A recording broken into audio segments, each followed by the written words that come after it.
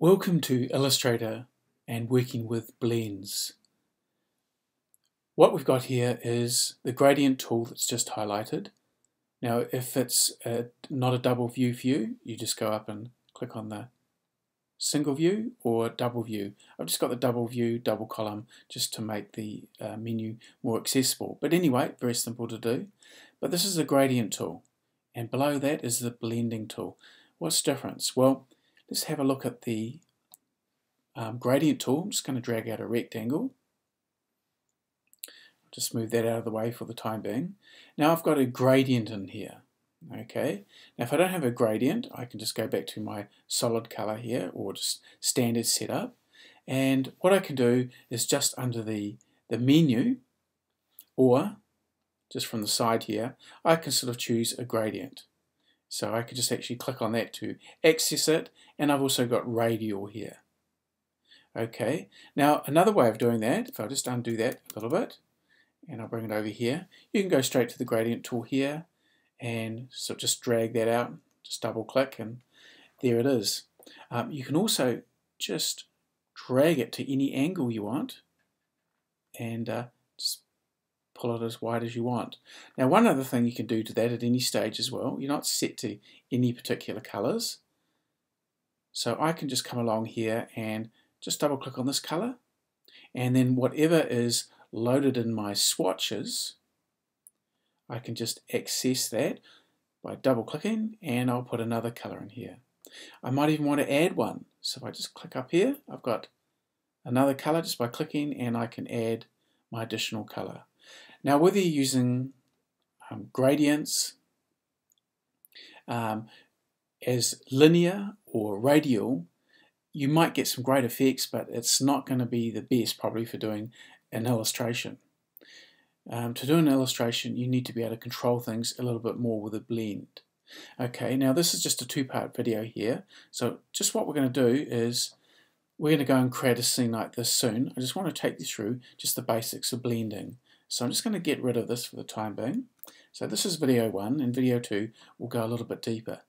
What I've got here is just a few lines. These are just strokes. Now another benefit of working with blending is you don't have to have just gradients as smooth, you can have them as steps as well. So let me show you what I mean. I'm just going to select all these, and I'm going to come not to my gradient tool but to my blend tool. If I double click on that, it'll come up here and it just says smooth.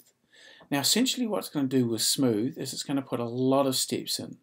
Traditionally with 2 to the power of 8 or 256 colors, you had a color at the beginning, a color at the end, and you could have 254 steps, giving you a pretty smooth sort of a shape in between. Okay, but on smooth here, we've also got specified steps and distance. So just to show you how this works, what I'm going to do, I've got all these selected, I'm just going to click on the point at the top, the same ones. Now it can go haywire if you click on different points. In fact, it might even be better, but we'll have a look at that. I'm just going to click here, here, and there you go, a gradient through, and here. And we've actually added 2 lots in here. So this is sort of not a bad effect really. It might be just what you want, and you try and create this manually, it's going to be very difficult.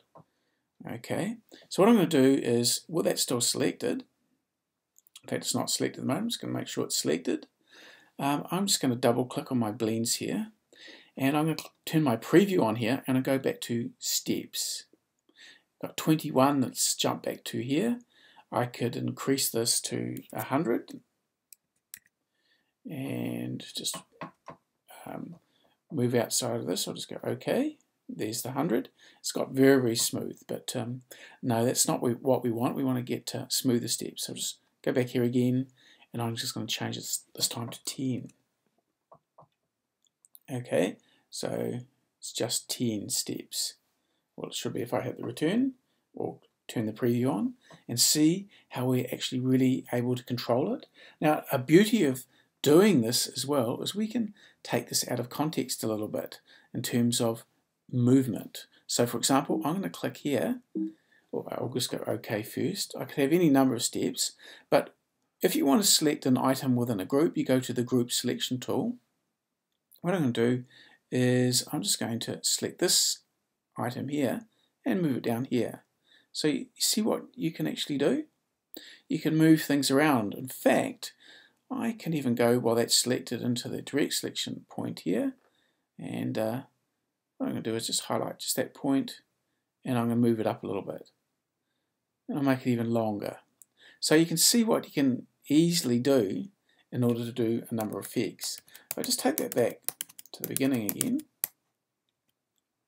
and what I'm going to do is actually I'll go all the way back to before it was selected. Okay. Now remember I talked about the different points here.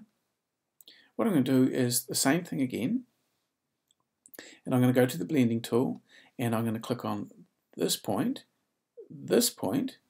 and this point. So you see what I mean by changing the points? So it can be really good what you're trying to do, or it can really go to chaos, especially when you're getting into tricky shapes. Now I've just got a stroke here. I'm just going to do the same thing with putting together just a series of shapes which basically are an outline and a fill. So you really want to keep things consistent. Outline and fill, just an outline or just a fill. Okay, so just to do the same thing here, I'm just going to go back to my blend tool. I'm going to click on the same points and see what we get. Okay, nice smooth blend if I deselect that like so. But I'm getting these little strokes here which make it maybe not so smooth. Again, I can move this anywhere I like, or let's maybe just go through here and change the steps. And I'm going to go back here to specified steps. See how I talked about 254, 256 altogether, start and finish, and 254 between. Anyway, I've got this on, and I'm just going to take this back to just 10 again. Preview, and here's 10. Okay, so it's sort of a much smoother process along here. Now what I might want to do is I'll just go OK, and I'm now going to go back to the group selection tool, and I'm going to just select just one item, which I didn't select that central item before. Okay, so it doesn't matter. Well, I'll select that when we go to the next version here, but now I sort of can't move that. Okay, but what I can do is just with this last object, I'm going to go around here and I'm going to twirl it around a little bit and start doing some interesting things with it. With this object over here, I might just take this over here now and I might just add to it. So select both, and I'm going to come back here just onto my blend tool. I'm going to select something from the different side here this time and over to maybe the bottom side. Okay, so you can see that you can add to it. It's pretty cool, really. And of course, at any stage, as I mentioned, provided you're on, if I just select the one, you can change it around, rotate it, or do whatever you want. So I'll just rotate this one around here a little bit. Just make sure I've got it selected first with the group selection tool, and I'll just go through and just rotate that now just to get some movement there. Okay, so that is a stroke and it's a fill. So just the last one, I'm just going to leave them as just the standard straight up version, etc., just to show you how nicely they can go together when it's just a fill only. So here we are, just going to the same points, the blend tool. I'm going to go from this one, make sure that one, and you can see that's how it's highlighting. See how it highlights there, just that little black dot, and I've highlighted it here with a smooth blend, a beautiful smooth blend, just like a gradient. And at this stage it really doesn't do any more than the gradient, but we're going to certainly go further with that. Or of course, if we were doing things like this particular example here, like moving it around, even with this lovely blend here, just to break that up a little bit, I might just go through here and just turn it on its side. Not a lot different to a blend at this stage, but we're going to see where that goes. So that's movie one.